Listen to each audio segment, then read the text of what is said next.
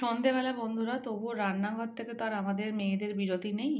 কিন্তু এইটা অন্যজনের জন্য নয়, এইটা আমার জন্যই। এত খিদে পাচ্ছে সন্ধেবেলা, যেহেতু দুপুরবেলা খুব ভারী একটা লাঞ্চ করা হয় না, সেজন্য সন্ধেবেলার এটা আমার ভীষণভাবে দরকার।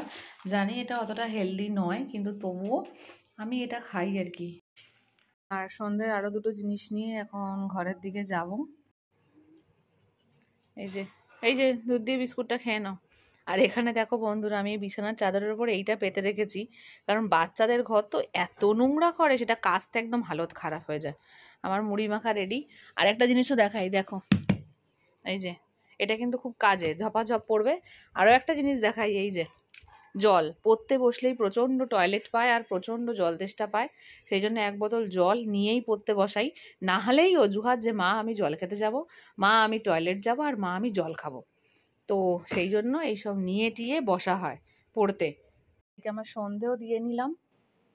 আর যা গরম পড়েছে, চুলটাকে এরকম করে বাঁধা ছাড়া কোনো উপায় নেই। তোমরা দেখো, তোমরা হাসো, কিন্তু আমার কিছু করার নেই, প্রচণ্ডই গরম। তো কি করবো, এরকম করে বসে। এখন তো ছাত্র পেটাতে হবে না, এটা তো সন্ধ্যের মূল কাজ। এটা ঝাল খাওয়া অসুবিধা নেই, কিন্তু এই দুধটা শেষ করতে হবে। হ্যাঁ হ্যাঁ, মুড়ি খাওয়া আমার কোনো অসুবিধা নেই, এটা ঠান্ডা হয়ে গেছে, এটা খেয়ে নাও। এই চলে সারা